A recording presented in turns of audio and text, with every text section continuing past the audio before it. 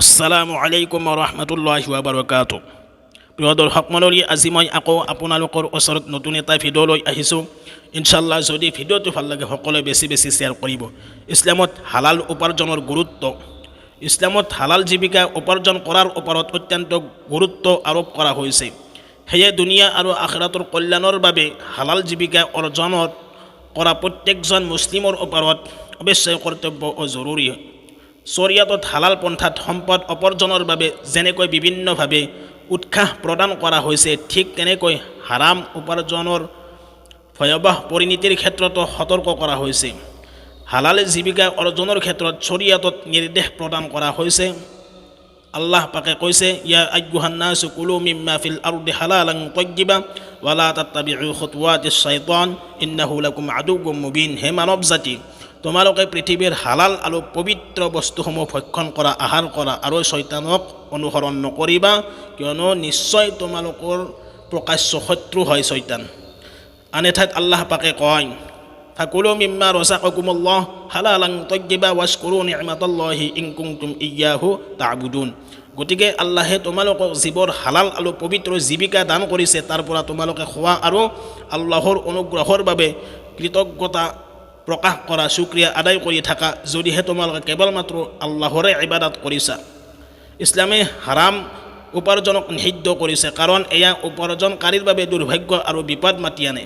পৰকালত কঠিন শাস্তিৰ লগতে এই কাৰণত মানুহৰ হৃদয় কঠোৰ হয়, আল্লাহৰ অসন্তুষ্ট হয়, দোৱা কবুল নহয়। গতিকে হাৰাম আয় উপাৰ্জন পৰিত্যাগ কৰা প্ৰত্যেকজন মুছলমানৰ বাবে অৱশ্যেই কৰ্তব্য ও জৰুৰী। হাৰাম উপাৰ্জনত ভক্ষেপ নকৰাৰ ফলত আমাৰ সমাজত আজি চুৰি, ডকাইতি, সুদ, ঘোষ, জুৱা, প্ৰতাৰণা, মাপজোখত ঠগোৱা, এটিমৰ মাল মাৰি খোৱা, অন্যায়ভাৱে মানুহৰ সম্পদ ভক্ষণ কৰাৰ লগতে বিভিন্ন প্ৰকাৰৰ গহীত কাম ব্যাপকভাৱে বৃদ্ধি লাভ কৰিছে। মানুহৰ ওচৰত এনে এক সময় আহিব যেতিয়া হালাল উপাৰ্জনৰ বিষয়টোক তুচ্ছ জ্ঞান কৰিব আৰু পৰীক্ষা নিৰীক্ষা ও যাচাই বাছাই অবিহনে উপাৰ্জনত লিপ্ত হ'ব।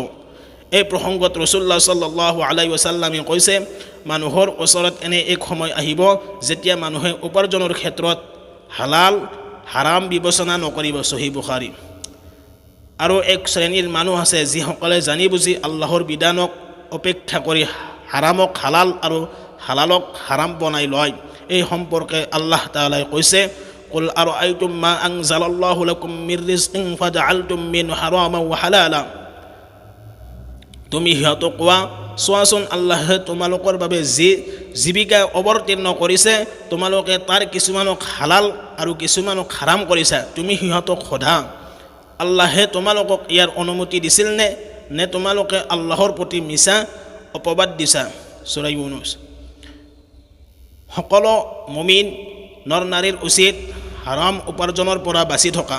এই বিষয়ে ৰাসূলুল্লাহ সাল্লাল্লাহু আলাইহি ওয়াসাল্লামে কৈছে, অবৈধ খাদ্যৰে যি মঙহ বৃদ্ধি পায়, জাহান্নামে তাৰ বাবে উত্তম স্থান। তিৰমিজি শৰীফৰ হাদিছ হয়। তো আল্লাহ তাবাৰক তাআলাই আমালোকক সকলোকে হালাল উপাৰ্জন কৰিবলৈ তৌফিক দান কৰক, আমিন। আৰু আমি সকলোৱে যাতে